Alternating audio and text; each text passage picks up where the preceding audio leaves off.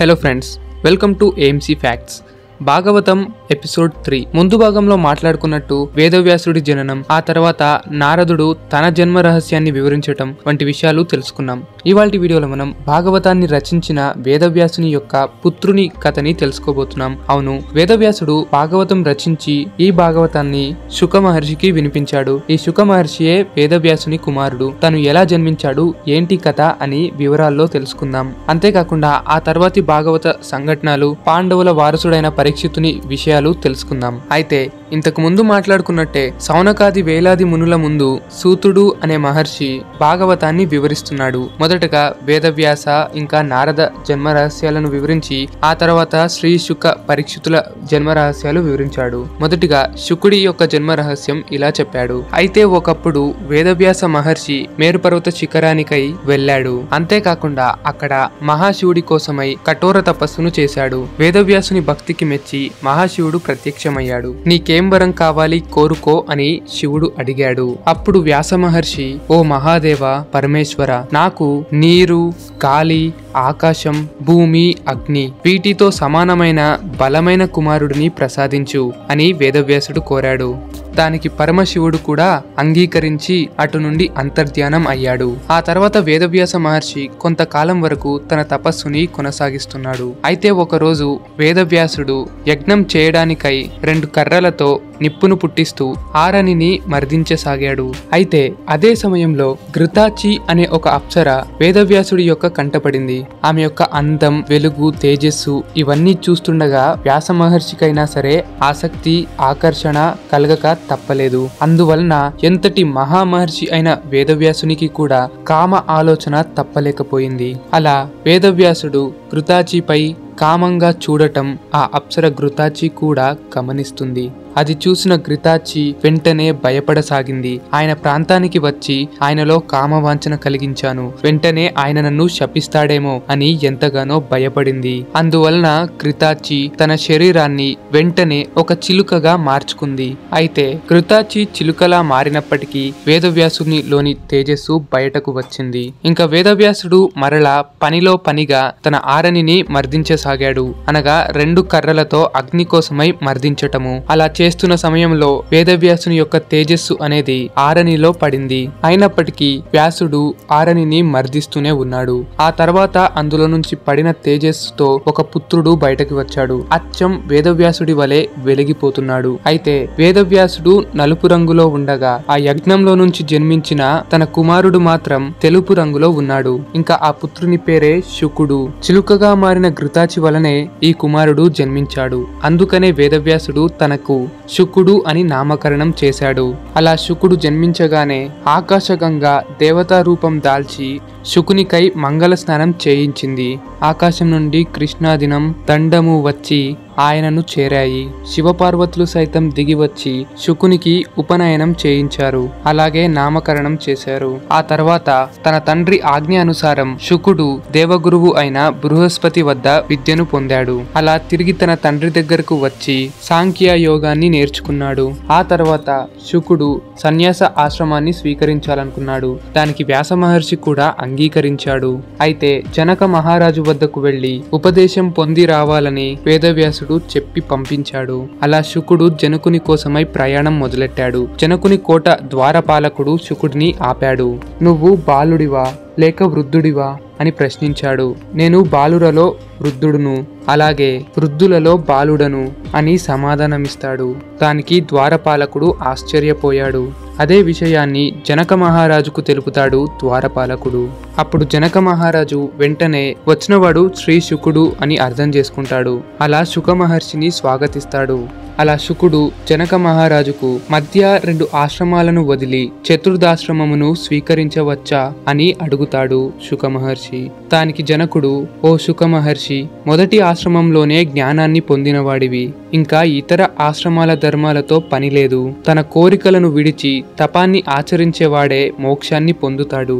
అయితే మనసులో ఏ కోరిక లేనప్పుడు ఏ ఆశ్రమ ధర్మాన్ని పాటించినా ఒక్కటే అంటూ జనకుడు వివరించాడు. దానికి శుకుడు, కోరిక కోరికలను పూర్తిగా వదిలేసుకోవాలని అర్థం చేసుకుంటాడు. ఒంటిపై బట్టలు వేసుకోవాలి అన్న కోరికను కూడా విడిచిపెడతాడు. దిగంబరంగా నగ్నంగా తిరుగుతూ భగవంతుని ధ్యానంలో మునిగిపోతాడు. అలా శుక మహర్షి గురించి లోకమంతా తెలిసిపోతుంది. తను ఒక మహాయోగి, మహాజ్ఞాని అంటూ అందరూ ప్రశంసిస్తూ ఉంటారు. అయితే ఒకసారి శుక మహర్షి తన పనిలో తను దారిలో వెంటనే వెళుతూ ఉంటాడు. అలా ఒక కొలను వైపు వెళ్తుంటాడు. అలా వెళుతుండగా పక్కనే ఒక కొలనులో కొందరు స్త్రీలు నగ్నంగా స్నానం చేస్తున్నారు. ఆ స్త్రీలు శుక మహర్షి యొక్క రాకడను గమనిస్తారు. అలాగే నగ్నంగా కొలనులో నుండి బయటికి వచ్చి శుక మహర్షికి నమస్కరిస్తారు. అలా తిరిగి కొలనులో చేరి స్నానం చేస్తుంటారు. అలా ఆ వెనకలోనే వ్యాస మహర్షి కూడా వస్తుంటాడు. అది గమనించిన అప్సరసలు ముందుగా వారి దుస్తులను ధరించి ఆ తర్వాత కొలనులో నుండి బయటకు వచ్చి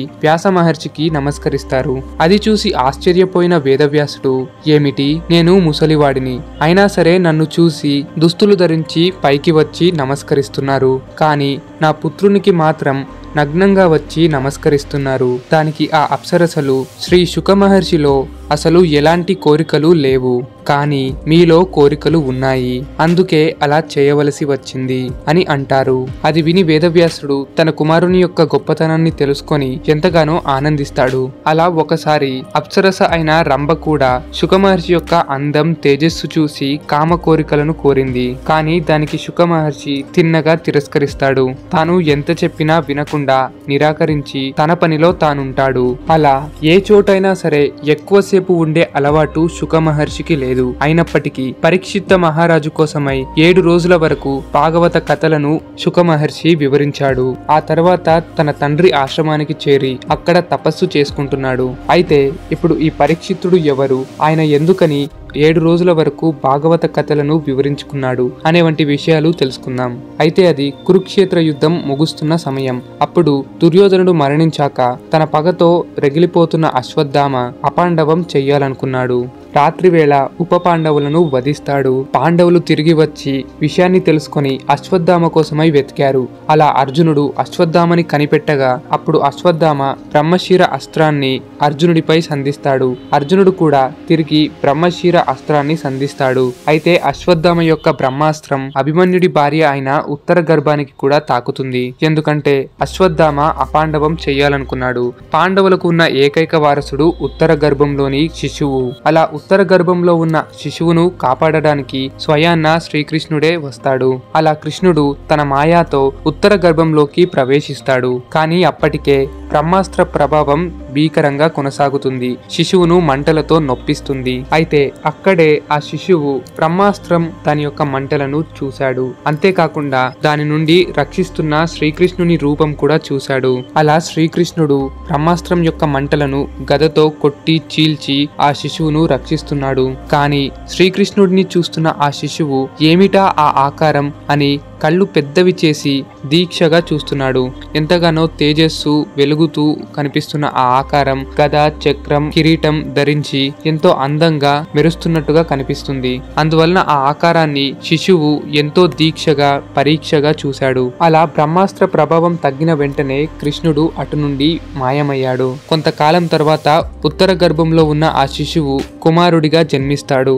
అలా తాను జన్మించగా విష్ణురాతుడు అని నామకరణం చేశారు. కానీ గర్భంలో పరీక్షగా చూడటం వలన శ్రీకృష్ణుడు మాత్రం తనని పరీక్షితుడు అని నామకరణం చేశాడు. స్వయాన్న శ్రీకృష్ణుడే పెట్టబడిన పేరు కాబట్టి ఆ పుత్రుడు పరీక్షితుడు అనే పేరుతోనే ఎక్కువగా ప్రసిద్ధి పొందాడు. ఆ తర్వాత పాండవులు పరీక్షితునికి హస్తినాపురానికై రాజుని చేస్తారు.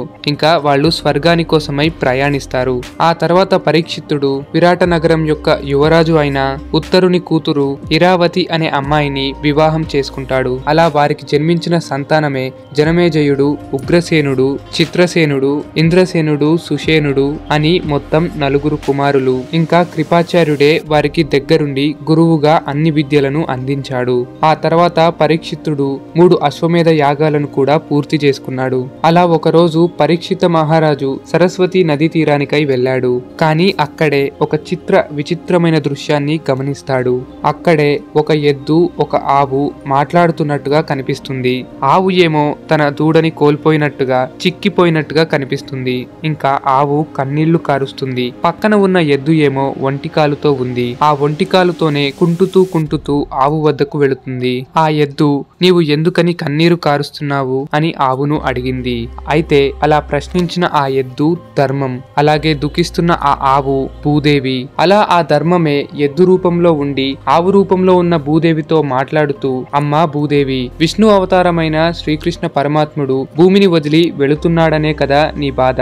ఇన్నాళ్లు ఎంతో ధర్మంగా ఉన్న ఈ భూమి తిరిగి అధర్ములతో భూభారం నిండుతుంది అనే విషయమే కదా నీ దుఃఖానికి కారణం అంటూ అడుగుతుంది ఆ ఎద్దు. దానికి భూదేవి, అవును, ఇకపై ధర్మం ఎలా నిలబడుతుందో అని, ఎలా భూబరువు తగ్గుతుందా అని దానిపైయే దుఃఖిస్తున్నాను అని అంటుంది. అదే సమయంలో రాజు వేషాన్ని ధరించిన ఒక శూద్రుడు అటువైపుగా వస్తున్నాడు. వచ్చి రాగానే ఆ రాజు ఒక పెద్ద కర్రతో ఆవును ఎద్దును బాధిస్తూ ఎంతగానో కొడుతున్నాడు. ఆ దెబ్బలకు ఆవు ఎద్దు రెండూ ఎంతగానో దుఃఖిస్తున్నాయి. ఆకలితో ఎంతగానో ఆవు కన్నీరు కారుస్తుంది. అయినా సరే ఆ రాజు కొట్టడం ఆపలేదు.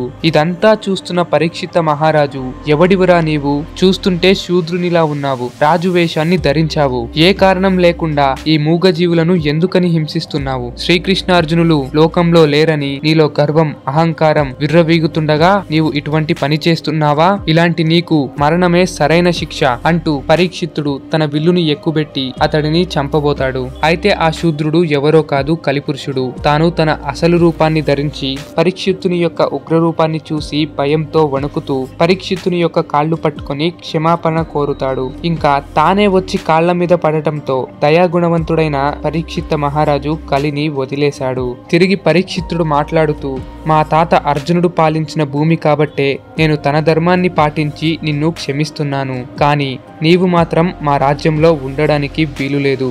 నీవు ఎక్కడుంటే అక్కడే అధర్మం అసత్యం దొంగతనాలు వంటివి జరుగుతుంటాయి. కాబట్టి నీవు ఇక్కడ ఉండకూడదు అంటూ పరీక్షితుడు హెచ్చరిస్తాడు. దానికి కలిపురుషుడు, మహారాజా, ఇక్కడ ఉండవద్దన్నారు సరే, కానీ ఎక్కడ ఉండాలో కూడా మీరే చెప్పండి అంటూ తిరిగి కోరుతాడు. దానికి పరీక్షితుడు, జూదము మద్యపానము స్త్రీలోలత్వం హింస సువర్ణము అను ఈ 5 నీవు నివసించు అని పరీక్షితుడు ఆజ్ఞాపిస్తాడు. దానికై కలిపురుషుడు కూడా మన్నిస్తాడు. అలా ధర్మరాజు స్థాపించిన ఈ భూమిని తిరిగి ధర్మంతోనే ముందుకు సాగించాడు పరీక్షితుడు. అలా ఒకరోజు పరీక్షితుడు అడవిలో వేటకు వెళ్ళాడు. అలా వేటాడి బాగా అలసిపోయాడు. అలాగే దాహం వేయటంతో ఎక్కడా నీరు కూడా కనబడలేదు. అలా నీటి కొరకై వెతుకుతూ ముందుకు వెళ్తున్నాడు. అక్కడే ఒక ముని యొక్క ఆశ్రమం కనబడింది. దాహము తీర్చుకోవడానికై ఆ మునిని పలకరించాడు. కానీ అక్కడ ఆ ముని ధ్యానంలో నిమగ్నమై ఉన్నాడు. అయితే పరీక్షితుడు త్రాగడానికి కాస్త మంచినీళ్లు ఇవ్వమని కోరుతాడు. కానీ ఆ ముని నుండి ఎటువంటి మాట వినబడదు. అలా ఎంతోసేపు పరీక్షితుడు అడిగి గొంతును చీల్చుకొని దాహం కొరకై వేచి చూస్తున్నాడు. అటువంటిది ఆ ముని ఉలుకు పలుకు లేకుండా కదలకుండా ఏమీ మాట్లాడట్లేదు, స్పందించట్లేదు. అది చూసి పరీక్షితుడు ఎంతో క్రోధంతో ఇతడు కావాలనే నన్ను అవమానిస్తున్నాడు అనుకొని పక్కనే చచ్చిపడి ఉన్న ఒక పామును తీసి తన శరీరంపై వేసి అటు నుండి వెళ్ళిపోతాడు. అయితే శమీకమని ముని యొక్క కుమారుడు శృంగి పరీక్షితుడు ఆశ్రమానికి వచ్చినప్పుడు దాహం తీర్చటానికి అతను అక్కడ లేడు. అడవుల్లో వేరే పనికై బయలుదేరి ఉన్నాడు. అలా మునిపుత్రుడైన శృంగి తిరిగి వచ్చాక తన తండ్రి యొక్క స్థితి చూసి ఎంతగానో క్రోధిస్తాడు. ఎవడో కావాలని నా తండ్రిని అవమానించడానికి పాము శవాన్ని తన శరీరంపై వదిలాడని అర్థం చేసుకుంటాడు. దానికి శృంగి ఎంతగానో క్రోధిస్తాడు. ఏం జరిగిందో తెలుసుకున్నాడు. పరీక్షిత మహారాజుయే ఇలా చేశాడు అని తెలుసుకున్న శృంగి ఎంతోగానో క్రోధించాడు. శ్రీకృష్ణార్జునులు లేని ఈ భూమి ఎంతో గర్వ అహంకారాలతో నిండి ఉన్నది. అటువంటి ఈ రాజు సాధువులు మునిలకు ఎలా గౌరవించాలో మర్చిపోయాడు. ఇతడికి తగిన గుణపాఠం చెప్పవలసిందే అని అనుకొని పక్కనే ఉన్న కౌశికి అనే నదిలో స్నానం చేసి ఆచమనం చేసి నా తండ్రిని అవమానించిన ఈ పరీక్షిత మహారాజుకి నేటి తర్వాత 7వ రోజున తక్షకుని కాటుతో మరణించుగాక అని శపిస్తాడు. అలా తన కమండలంలోని నీటిని వదిలాడు.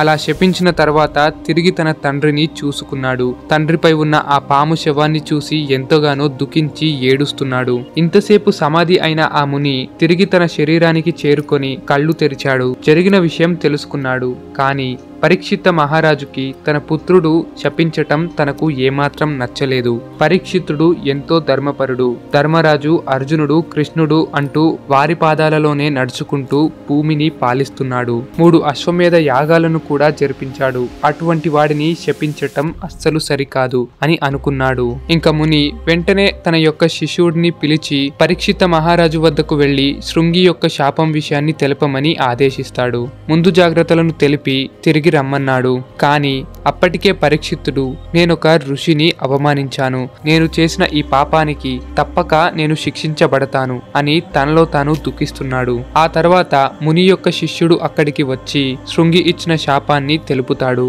ఇంకా ఎలాగో 7 రోజుల్లో మరణిస్తాను అని తెలుసుకున్న పరీక్షితుడు ఈ 7 రోజుల వరకు భగవంతుని ధ్యానంలో భగవంతుని కథలను తెలుసుకోవాలి అని అనుకుంటాడు. అలా గంగా నది తీరంలో ఆశ్రమాన్ని నిర్మించుకొని అక్కడే తన మరణం కోసమై అలాగే దేవతల ఆహ్వాన కోసమై ఎదురు చూస్తున్నాడు. అలా పరీక్షితుని గురించి తెలుసుకొని వ్యాసుడు, నారదుడు, వశిష్ఠుడు వంటి ఎంతో మంది మునులు అక్కడికి చేరుతారు. అలా వారిని సత్కరిస్తాడు పరీక్షితుడు. అలా అహంకారంతో విర్రవీగిన క్షత్రియుల వద్ద మునులు, ఋషులు రావటం అంత సులభమైన విషయం కాదు, కానీ నా కోసమై మీరందరూ వచ్చారు అంటూ వారిని సత్కరిస్తూ ఎంతో ఆనందంతో పరీక్షితుడు ఆహ్వానిస్తాడు.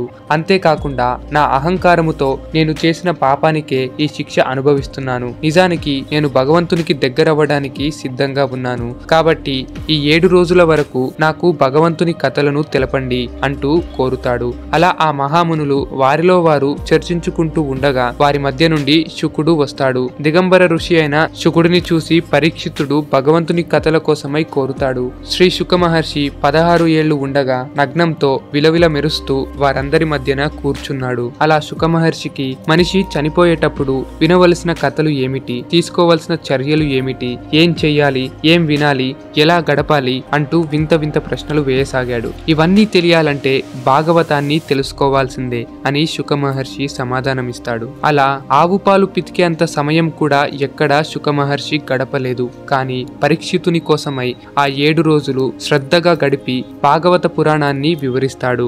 అలా శుక మహర్షి కథ చెబుతుండగా అక్కడే సూతుడు కూడా ఉన్నాడు. అలా ఆ కథలు వింటున్న సూతుడే నైమిషారణ్యంలో అవే కథలను సౌనకాది మునులకు వివరిస్తాడు.